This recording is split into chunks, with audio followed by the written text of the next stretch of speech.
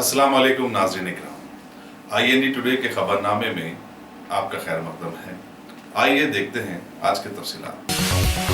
खांगी हज व उमरा टूर ट्रैवल्स होटलों और रेस्टोरेंट्स के अलावा इस सनत से जुड़े इदारों के लिए 2 रोज़ा इंडिया हज उमरा एक्सपो 2019 12 और 13 अक्टूबर को KLCC convention centre airport road Shamshabad में मुनक्किद होगा। एक्सपो के CEO शेख ताजुद्दीन ने मीडिया से बातचीत करते हुए कहा कि इस एक्सपो में मुल्क भर से टूर ऑपरेटर्स शिरकत करेंगे। गुज़श्ता साल भी ऐसा एक्सपो मुनक्किद हुआ था जिससे हज व उमरा के खांगी टूर ऑपरेटरों को बहुत फायदा हुआ। उन्होंने कहा कि वो चाहते हैं कि टूर ऑपरेटर्स को सऊदी खवानीन और वहाँ हाजियों को दस्तियाब सहूलतों से इस सनत से वाबस्ता अफराद को आगाह किया जाए। शेख ताजुद्दीन ने बताया कि वजीर टूरिज्म V श्रीनिवास गौड़ इस एक्सपो का इफ्तिताह करेंगे, जबकि वजीर दाखिला मोहम्मद महमूद अली मेहमान खुसूसी होंगे। मेरा नाम महमूद बिन सईद बावज़ीर है। ये हम लोग जो कर रहे हैं हाईटेक इवेंट्स ऑर्गेनाइज़र की तरफ से ये दूसरी बार इंडियन हज एंड उमरा एक्सपो जो सो कर रहे हैं, जिसमें से तकरीबन सऊदी अरेबिया की 25 कंपनियां, होटल्स, उम्रे के और ट्रांसपोर्टेशन, कैटरिंग के कंपनियां आ रहे हैं और लोकल से जो इंडिया से जो है इंडिया लेवल से नियरली 25 इंडिया लेवल से भी जो हज एंड उम्रे की कंपनियां आ रहे हैं ट्रैवल्स वाले। तो इंशाल्लाह ये साल हम लोग एक्सपेक्ट नियरली 3 से 4 हज़ार पब्लिक एक्सपेक्ट कर रहे हैं विजिटर्स, और नियरली 50 अबव जो सो एग्जिबिटर्स हैं। ये एक्सपो करने का रीज़न ये है कि B2B जो है ट्रैवल एजेंट्स हैं, जहाँ पर ऑलमोस्ट अपनी इंडिया से जाकर सऊदी अरेबिया में जो है सो कॉन्ट्रैक्ट साइन करते थे उम्रे का, ट्रांसपोर्टेशन, होटल्स का। मगर हम एक प्लेटफॉर्म लेकर आ रहे हैं जिसमें यहाँ इंडिया में हैदराबाद में KLCC में जो हो रहा है एक्सपो, वहाँ पर ही जो सो तकरीबन पूरे एजेंट्स वहाँ पर मिलकर जो कॉन्ट्रैक्ट्स हैं, उम्रे का कॉन्ट्रैक्ट हो या ट्रांसपोर्टेशन, होटल्स, इस तरह कॉन्ट्रैक्ट उन लोग से शेयर कर ले सकते हैं। जो भी है बिज़नेस, इन्वेस्टमेंट्स, ये तकरीबन चीज़ें जो है सो एक दूसरों के साथ मर्ज करके काम कर सकते हैं। हमारा मेन रीज़न यही है कि सऊदी और इंडिया की जो भी कंपनीज है वो एक दूसरों से कोलैब होकर जैसे काम करें इंशाल्लाह। और 12 और 13 अक्टूबर को ये कर रहे हैं, जिसमें हम लोग ऑर्गेनाइज़र जो है मिस्टर तकीउद्दीन साहब और महमूद बिन सईद और ख़यूम पाशा साहब और मोहम्मद ख़यूम साहब, ये 4 जो है सो पार्टनर्स हैं। इनके अंडर में जो है सो इंशाल्लाह ताला ये इवेंट ऑर्गेनाइज हो रहा भी आ रहे हैं, और तेलंगाना टूरिज़्म भी जो सो इन्वॉल्व है ये एक्सपो में इंशाल्लाह। 11 बजे सुबह मॉर्निंग 11 o'clock ओपनिंग सेरेमनी है इस एक्सपो की इंशाल्लाह से। सुबह 11 से 6 बजे तक ये 2 दिन का एक्सपो है। 12 और 13 अक्टूबर KLCC शमशाबाद के करीब कन्वेंशन हॉल है KLCC, उसी में ही होगा। एक एक एजेंट के पास फिरना, उन लोग मिलना करना, ये बहुत मुश्किल सा टास्क हो जाता। वहाँ के एजेंट्स को यहाँ ला रहे हैं, तो यहाँ पर से ही उन लोग कॉन्ट्रैक्ट साइन कर ले सकते हैं, जो उम्रे का हो, ट्रांसपोर्टेशन हो, होटल्स का। आप लोग वहाँ के एजेंट बुला रहे हैं? वहाँ के एजेंट्स से लेकर वहाँ के एजेंट्स को ला रहे हैं। एजेंट्स में डायरेक्ट कंपनीज को लेकर कंपनी से वहाँ के सब जो उम्रा की कंपनी से पूरे लेकर आ रहे हैं।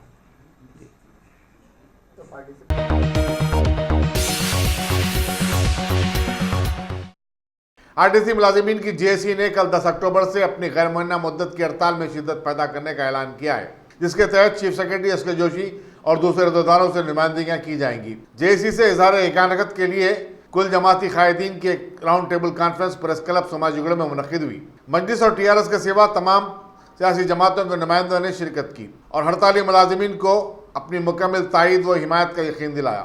TGS के सदर प्रोफेसर कोदंडाराम ने रियासत में तमाम अपोजिशन जमातों को मुत्तहिद होने का मशवरा दिया ताकि TRS हुकूमत की मुखालिफ आवाम और मुखालिफ मुलाजिमीन पॉलिसियों की शिद्दत के साथ मुखालिफत की जा सके। कॉन्फ्रेंस में BJP के C रामचंद्र और MLC अंजन कुमार यादव साबिक MP के अलावा CPI CPIM के नुमाइंदे भी शरीक थे। ये जो निर्णय लिया गया है हमारे मुख्यमंत्री से, ये बहुत गलत निर्णय है। ये जो है कानून के विरुद्ध है और हमारे संविधान के विरुद्ध भी है।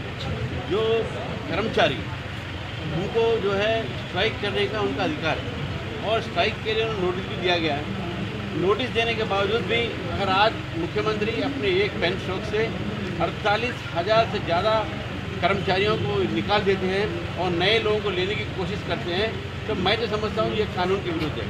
दूसरी बात ये याद रखना चाहिए कि तेलंगाना जब बना नहीं था और तेलंगाना के राज्य की जब हमारे यहाँ पर बड़ी मात्रा में लोगों में एक आक्रोश था और उनका एक डिमांड रह चुका है कि तेलंगाना राज्य बने उस समय, और इस तेलंगाना राज्य के आंदोलन में ज़्यादा से ज़्यादा भाग लेने वाले थे कर्मचारी, और यही आरटीसी कर्मचारी उस दिन भाग लिए और उनके मदद से आपने इस तेलंगाना के राज्य का हमने आज स्थापना की है। और इसके बावजूद भी आप उन्हीं कर्मचारियों को आप निकालना चाहते हैं, उन्हीं कर्मचारियों को आज आप स्ट्राइक में जाने नहीं देते हैं, उन्हीं कर्मचारियों के आप जायज़ जो डिमांड्स है उसको भी मानने के तैयार नहीं है। ये जो है हमारे मुख्यमंत्री का रवैया जो है ये बहुत गलत रवैया है, मेरा मानना है। सर बीजेपी का सपोर्ट एम्प्लॉयज़ के साथ जरूर है, हमारा सपोर्ट एम्प्लॉयज़ के साथ है। हम सोचते हैं कि जेन्युइन डिमांड है और उनके जो भी कार्यक्रम होंगे बीजेपी उनको सपोर्ट करेगी। सर नेक्स्ट स्टेप क्या होगा? अभी आपने जलसे में शिरकत की तो क्या एम्प्लॉयज़ का नेक्स्ट स्टेप क्या होगा? सर आंदोलन तो कर्मचारी कर रहे हैं, अब उनके अपनी संस्थाएं हैं, उनके अपना संघ है, वो लोग उसमें जो भी निर्णय लेंगे हम उनका समाधान करेंगे। जो आंदोलन चल रहा है कर्मचारी लोग चला रहे हैं, हम नहीं चला रहे हैं, तो उनका जो भी निर्णय होगा हम उसको सपोर्ट करेंगे। सर अभी एक बात सुनने में आई, अभी एक मैसेज आया कि जो आरटीसी का एम्प्लॉयज़ यूनियन का हॉस्पिटल है तारनाका में, वहाँ पे एम्प्लॉयज़ का इलाज करने से मना कर दिया गया।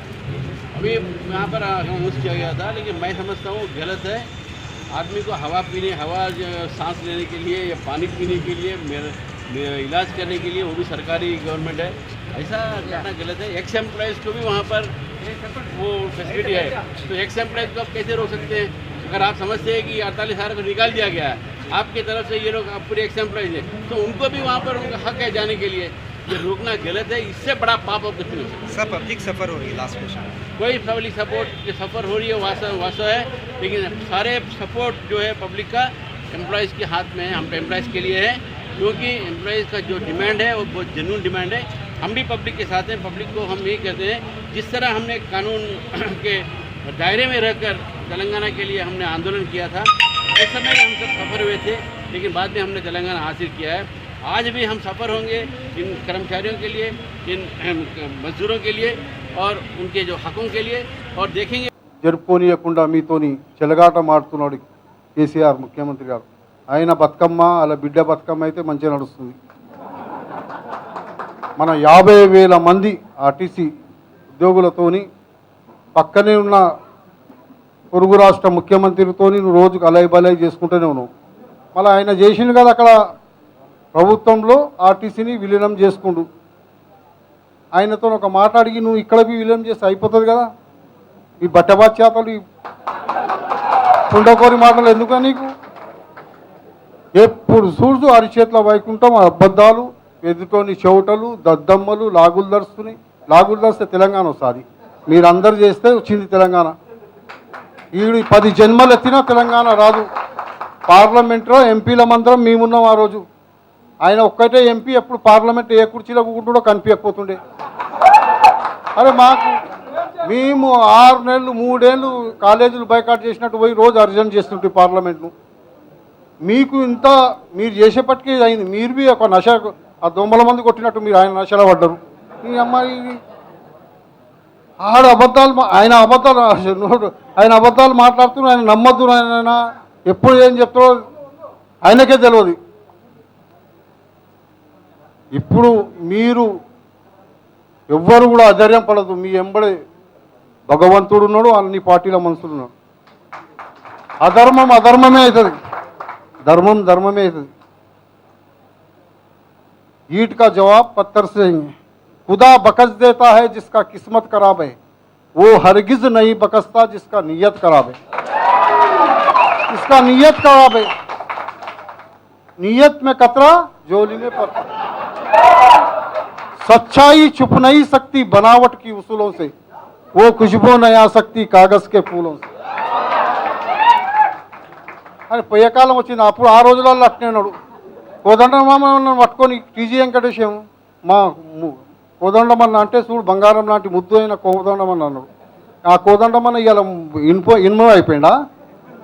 జంగు పట్టిందా? టీజీ వెంకటేష్ మా కోదండమన్నను పట్టుకొని ఇంత మాట్లాడతావు నువ్వు? నీ ముఖం చూడు, మా అన్న ముఖం చూడు అన్నాడు. నిన్నదాకా నర్సన్నకు చేయి ఇచ్చేసాడు. నాయి నరసింహారెడ్డి నర్సన్న ఆయనకే చేయి ఇచ్చినాక మనకేం చేస్తాడు? కానీ మనకు చెయ్యజాలడు. ఆయన కొండ నాలుక మందు పెడితే ఉన్న నాలుక పోతుంది. మీరందరూ ఉండరు, మీరు ధైర్యంగా ఉండరు. మీ ఎంబడ మేమున్నాము. నగర కాంగ్రెస్ అధ్యక్షుని 2 పర్యాలు నగరంలో ఎంపీ చేసిన. हम ईट का जवाब पत्थर से देंगे. फानूस बन के जिसकी हिफाजत हवा करे वो शम्मा क्या बुझे जिसे रोशन खुदा करे. దేవుడు రోషన్ చేయదలుచుకున్నాక ఇక దాని ట్రాన్స్లేషన్ బి చెప్తున్నాయి. దేవుడు అమ్మవారు మనం ఎంకున్నాక ఈ మూర్ఖులతో ఏమవుతుంది మనకు? మీరందరూ కూడా మీ తెలంగాణతో వచ్చింది కాదు. సోనియమ్మ కాలు మొక్కిండు, ఆయన అన్న నువ్వే అమ్మ అన్నాడు. సోనియమ్మకి చేయించాడు. ఆడ ఎన్ని అడదొడుకులు వచ్చినాయి పార్లమెంట్లో బిల్లు పాస్ చేయడానికి. వాళ్ళు పాస్ చేయకుండా అడ్డుపడ్డారు, పేపర్ స్ప్రే కొట్టిరు. ఆయన మేమే లేకుంటే నాకు పట్టుకొని అన్నాడు. వీళ్ళందరూ పట్టుకొని నీ అంజనేయ రూపం చూపించాలి, అన్ని రూపం చూస్తే ఇలా రోడ్డు మీదకి వచ్చేసినాం. రూపాలు చూపిస్తేనే వచ్చిన తెలంగాణ. 5 నిమిషాలు గుంజుకుంటుండే పేపర్. అరే ఆయన ఈరోజు మీరు అనుకుంటున్నారు పెద్ద పెద్ద ఉద్యోగపతులకు కట్టబెడతాడు ఆర్టీసీ అని. ఆయనకు ఉద్యోగ పట్ల ప్రేమ ఉంది అనుకున్నావా? బడ్జెట్ అలా ప్రైవేట్ వాళ్ళకి ఇస్తే ఈయన కమిషన్ వస్తుంది. ఈ తరతరాలకు తినేటంత ఇప్పటికీ జమ అయిపోయింది. ఏం చేస్తాడు అది?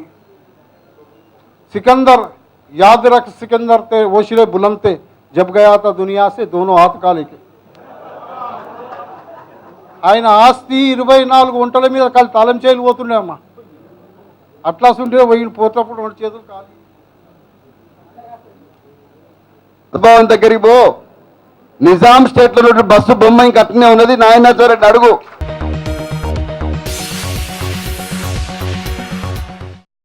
रियासत के आरटीसी मुलाजिमीन की हड़ताल आज 5वें दिन में दाखिल हो गई, जिसकी वजह से हैदराबाद और कई इलाकों में अवामी ट्रांसपोर्ट का निज़ाम दरम बरम होकर रह गया। ऐसे वक्त जबकि लोग दशहरे की तातीलात अपने आबाई मकाम पर गुजारने के बाद वापस हो रहे हैं, उन्हें मुतबादिल ज़राए के इस्तेमाल में शदीद मुश्किलात का सामना करना पड़ा। आरटीसी बसों के अदम दसाबी के सबब सिकंदराबाद रेलवे स्टेशन अजला के मुसाफिरीन से जैम पैक नजर आ रहा था। दारुल हुकूमत हैदराबाद में चंद एक बसें नजर आईं, लेकिन मुसाफिरीन को अपनी मंजिल को पहुंचने में सख्त तकालीफ से दो चार होना पड़ा। रियासत भर में 10,000 से जायद बसें डिपोज में खड़ी हुई हैं और 48,000 मुलाजिमीन ड्यूटी से गैर हाजिर हैं। आरटीसी के इंतजामिया आरजी ड्राइवरों की मदद से चंद एक बसें चला रहा है। अजला, निजामाबाद, वरंगल, करीमनगर से वापस होने वाले सबसे ज़्यादा परेशान हैं। उनमें से कुछ Andhra Pradesh state road transport corporation की बसों पर इन्हिसार कर रहे हैं, लेकिन इस रूट पर मसला यह है कि पड़ोसी रियासत की इक्का दुक्के बसें ही चलती हैं।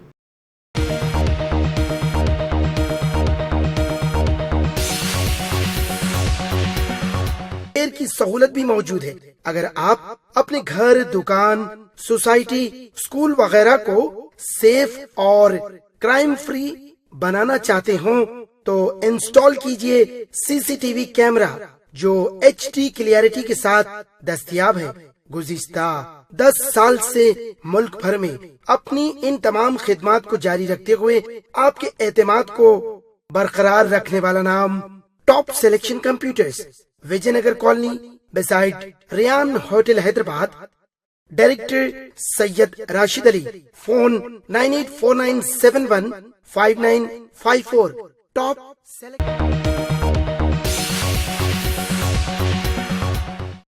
हिमाचल प्रदेश के गवर्नर बंडारू दत्तात्रेय ने आज राजभवन में रियासती गवर्नर टी सुंदरराजन से मुलाकात की और कल जल विहार नेकलेस रोड में होने वाली आलाई बालाई तकरीब में शिरकत की दावत दी।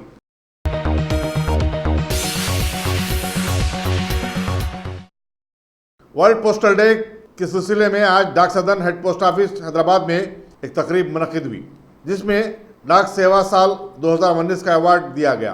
कर्नल सागर हनुमान सिंह ने सदारत की, जबकि ब्रिगेडियर चंद्रशेखर साबिक पोस्ट मास्टर जनरल ने मेहमान खुसूसी की हैसियत से शिरकत की। इस दौरान पोस्ट मास्टर जनरल नुमाया खिदमत अंजाम देने वाले पोस्टल मुलाजिमीन को फी कस 5,000 रुपये नकद और सिपासनामा पेश किया। इस मौके पर तकरीर करते हुए उन्होंने कहा कि पोस्टल सर्विस गुज़िश्ता तकरीबन 165 सालों से खिदमत अंजाम दे रहा है। 1,55,000 से ज़ायद डाक खाने पूरे मुल्क में कायम हैं और मुलाजिमीन की तादाद 5 लाख से ज़ायद है। Already he has mentioned all the details which are very of lot of information and interest to the media and also all others who have missed those finer points, how India Post is spreading all over the country with all its utility services, citizen-centric services, and reaching the common man, and then even launching the bank, reaching every village for the financial inclusion, everything. Recently, I just went to one institute, Indian Institute of Insurance and Risk Management. They asked me to address, before retiring, they asked me to address their management students of first year and second year. There was a gathering of about 300 students. I was surprised. The amount of interest evinced in them while listening to the details of all services India Post is offering and participating in every activity that is important to every citizen. So now with IT modernization and also with diversification of lot of our own product base and also trying a lot of new things, and with the present government trying to see that post really becomes very important government functionary in every activity in the day-to-day affairs of the common man. I am sure the importance of India Post will go up and up and up. In the next 3 years to come, you will see totally different organization which is really flying very high. In this momentum, those people who have done extremely well are being awarded. Fortunately, I was the person who was here during that 2018-19. Our team has identified all these people who got the awards now. In fact, మేమేం చేసామంటే ఈ list అంతా ఢిల్లీ పంపించాం. యాక్చువల్గా we wanted all of them to get the Meghdoot awards pan India లెవెల్లో.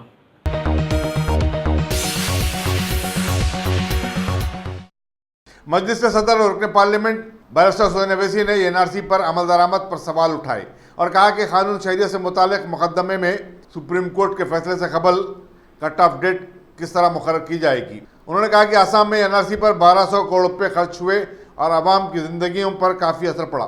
अंदाज़ा लगाइए कि अगर एनआरसी को पूरे मुल्क में नाफिज किया जाए तो कितना खर्च और कितनी मुश्किलात का सामना करना पड़ेगा। असम में बांग्लादेश से आने वाले लोगों को शहरियत देने 25 मार्च 1971 की तारीख की हद मुकर्रर की गई थी।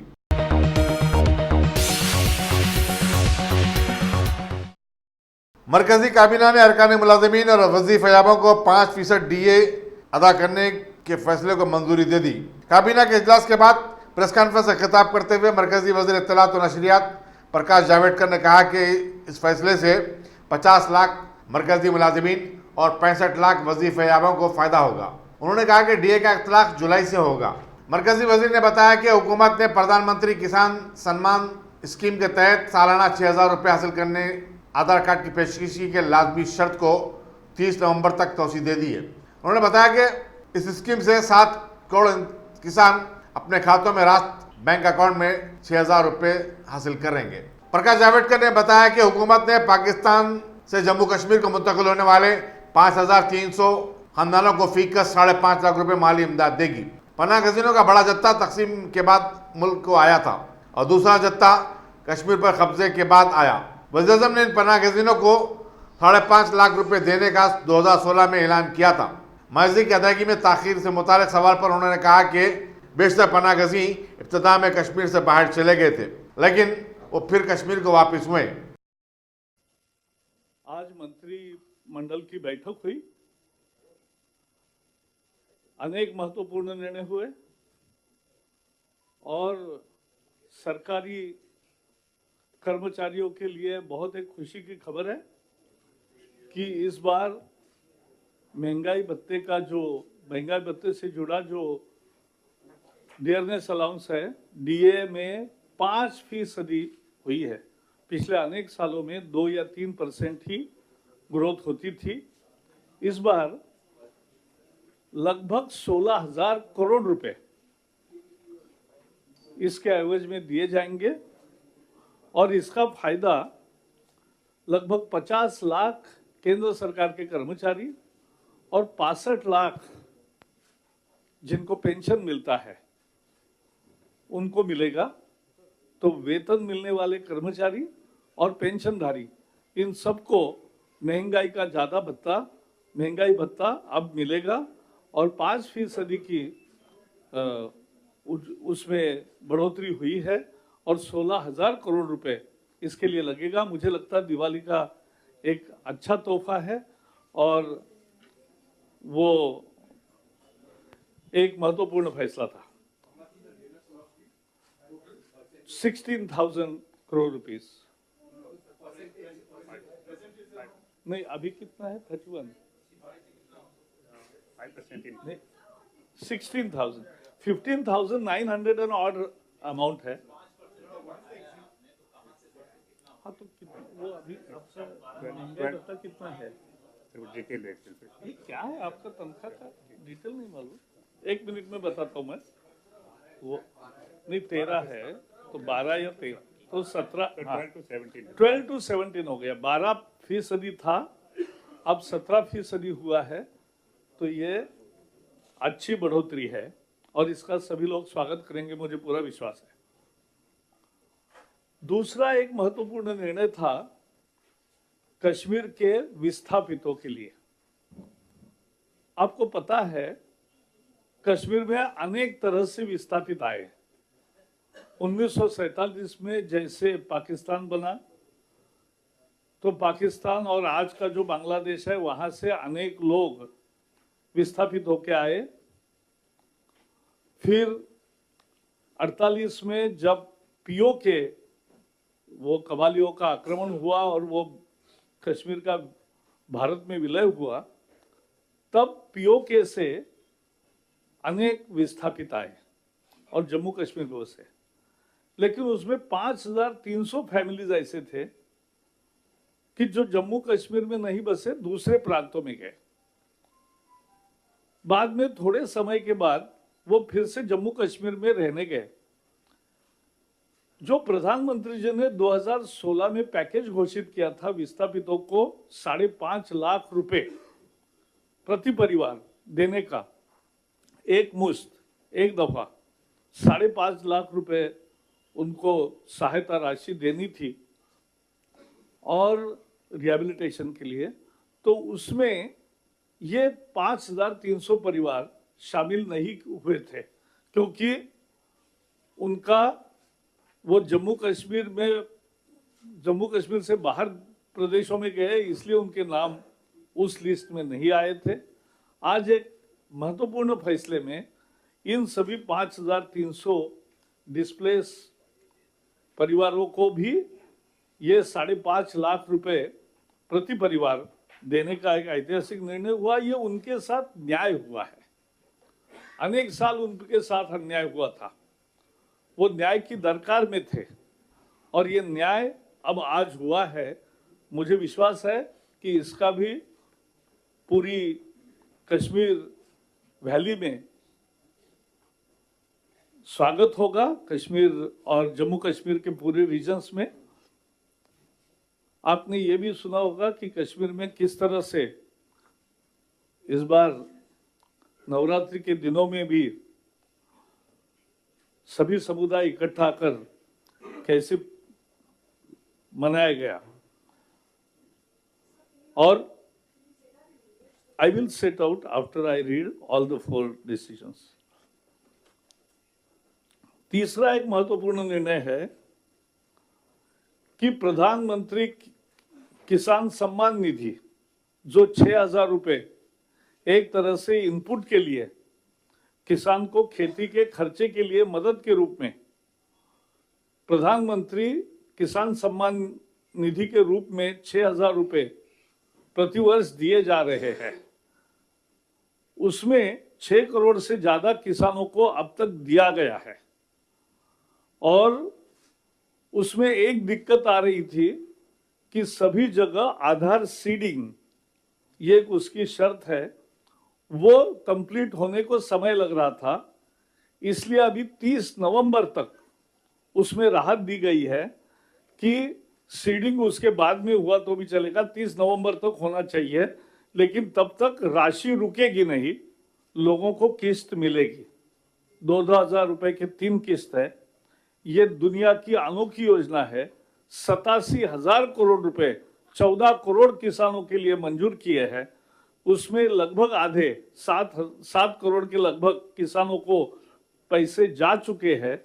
तो ये काम शुरू है, केवल 2 राज्य में अभी नहीं है, एक बंगाल और दूसरा दिल्ली, क्योंकि ये राज्य किसानों के नाम भेजते नहीं। तो देश के करोड़ों किसानों को प्रधानमंत्री जी द्वारा भेजे 6,000 रुपए मिलते हैं, लेकिन इन 2 राज्यों में नहीं मिलते हैं। वो अब संघ राज्य व्यवस्था है, तो वो कब क्या करते देखेंगे। लेकिन ये एक महत्वपूर्ण निर्णय हुआ कि अब किसी का केवल आधार सीडिंग नहीं है, इसलिए पैसे नहीं रुकेंगे। नवंबर तक उसकी जो टाइम लिमिट है वो बढ़ाई गई है। ये भी करोड़ों किसानों को तुरंत फायदा देगा और उनको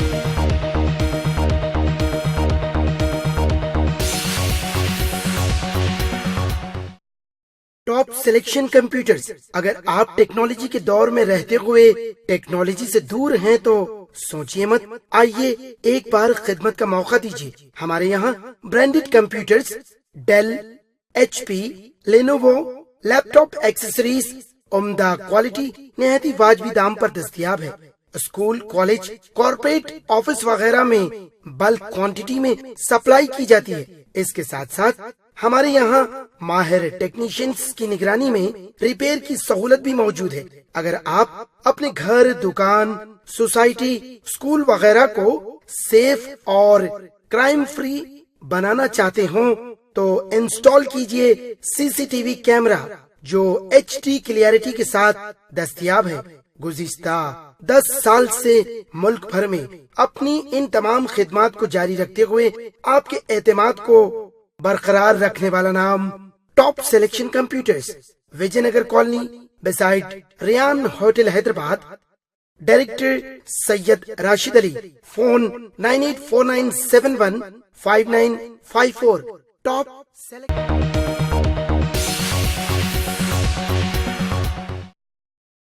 CBI की खुसूसी अदालत ने एविएशन स्कैम में मुलविस यास्मीन कपूर को इन्फोर्समेंट डायरेक्टरेट की तहवील में मजीद 9 दिन की तौसीह दे दी। यह मुकदमा एयर इंडिया की मुनाफा बख्श रूट्स को खांगी एयरलाइंस के हवाले करने से मुताल्लिक था। यास्मीन कपूर को, जो कॉर्पोरेट लॉबिस्ट दीपक तलवार की करीबी हैं, 3 अक्टूबर को अदालती तहवील में भेज दिया गया था। दीपक तलवार भी जेल में है।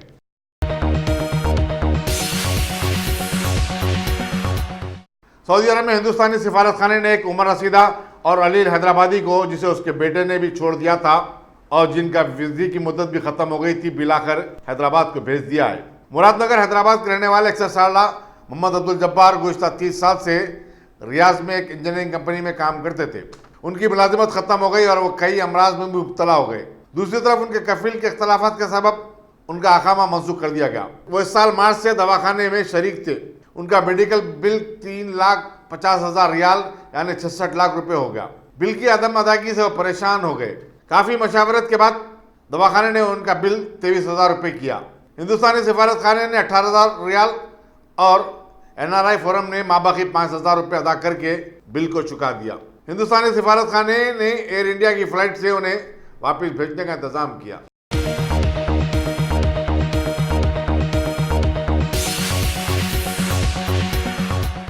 अगर आपने हमारे चैनल को सब्सक्राइब नहीं किया है तो आपको यहाँ सब्सक्राइब बटन दिख रहा है, उसे क्लिक करिए और सब्सक्राइब कीजिए और साथ ही साथ बेल आइकॉन को भी क्लिक करिएगा, जिससे कि आपको ताज़ा अपडेट मिलते रहें।